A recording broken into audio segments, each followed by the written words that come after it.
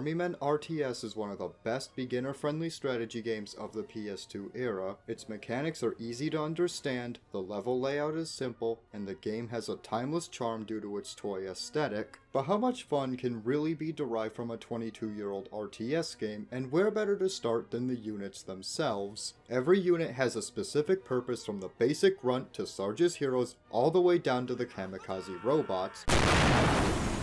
And anyone, even me, can learn those purposes with ease. And I mean quite literally too. The game shows you a unit's capabilities if you just look at their molding blueprint? Yeah, we'll return to the ethical implications of that later, but suffice to say, it's hard to not understand the units. The grunts can fight quite literally everything, but they don't have much power. Snipers, though, can damn near one-shot most units,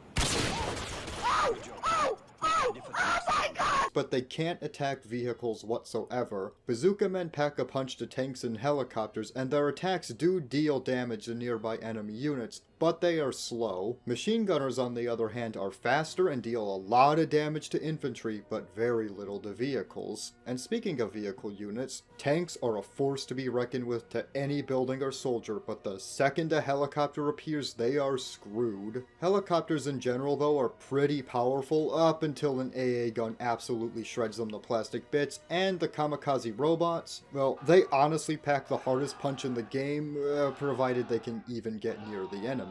Sarge's heroes, more or less, though, are just buffed versions of normal units. I'm sorry, ladies, but Sarge is just a grunt with more OP bullets. Scorch is legitimately the only unique hero because he has Der Flammenwerfer. All of this unit variety, though, pretty much means you can do some in-depth thinking as to how you'll go with the enemy. You'll always be able to prioritize certain units and their squads for the best method of attack. Or you could just hurl them blindly at the enemy. That's what most people do. Now, of course, those units don't come free. The game has some simple but fun base building mechanics, which does mean you'll have to manage resources. Every level, you're going to start off with a certain amount of plastic, electricity, or both, and you need to build a base to get your army up. All of those units, some of which I did skip over, cost resources you'll need to extract from the world. How this gets done is the dump trucks will collect plastic or electricity from the objects scattered across the map. Or from the melted corpses of allied and enemy soldiers. Yeah, think about that. The dubious morals involved with that are insane. You are literally killing these guys, sucking them up, and remolding them to fight for you against their former friends. These toy soldiers seriously lack any morals, and I didn't even bring up how the medic and minesweeper units are completely unarmed, and yet both sides will kill them with no hesitation. It's only the Geneva suggestion out here, folks, but when you do get plastic from those helpless victims, you can build guard towers, AA guns, pillboxes, and of course a barracks and garage to get your newly molded child soldiers. These guys are literally molded on the battlefield. They are straight up more engineered for war than clone troopers, and I just don't.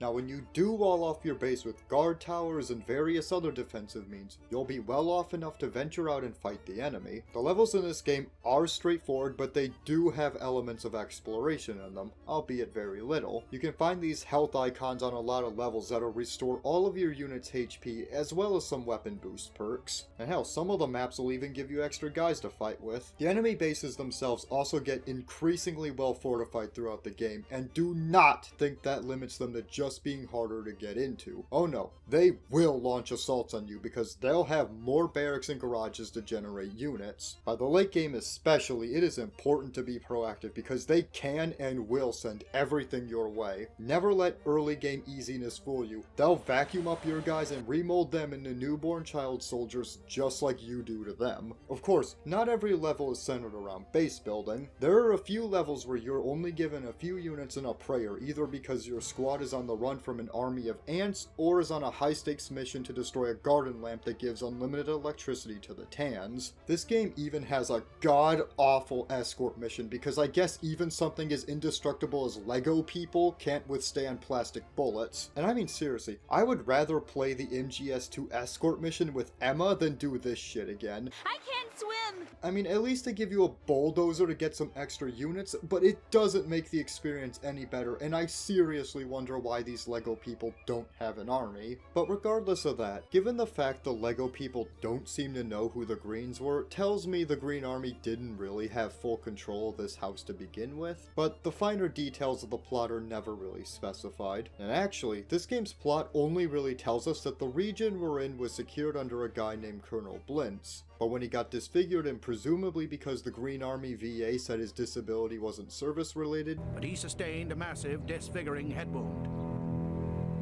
Disfiguring? He lost his mind. He switched colors and became tan. Our mission is simply to re-secure the area and terminate Blintz. And that's really all there is to the story. It's simple, and honestly it doesn't need to be more. For the little it does give us, the game is oozing with charm, and the aesthetic of the toys is used really well here. I mean, just look at how they react to seeing a PS2. Oh, baby, that sure is something. Hey, even the otherwise emotionless narrator has some jokes up his sleeve. Don't press the J key. It does nothing. Do not ever go near the J key. What you've just done can never be taken back. The game is also only released $6 on Steam, and it is absolutely worth every penny of your money. It's especially worth it if you're new to the RTS genre. Now, I should specify, I have pretty much been playing this game my entire life, so I am pretty biased, but I do believe the experience is still worth having in 2024. Also, is Colonel Blintz transracial because he did switch from green to tan? Let's see if we can't peel some of that paint off him.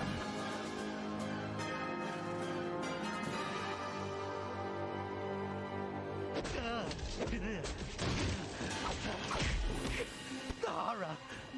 The horror! You've done us all proud, son.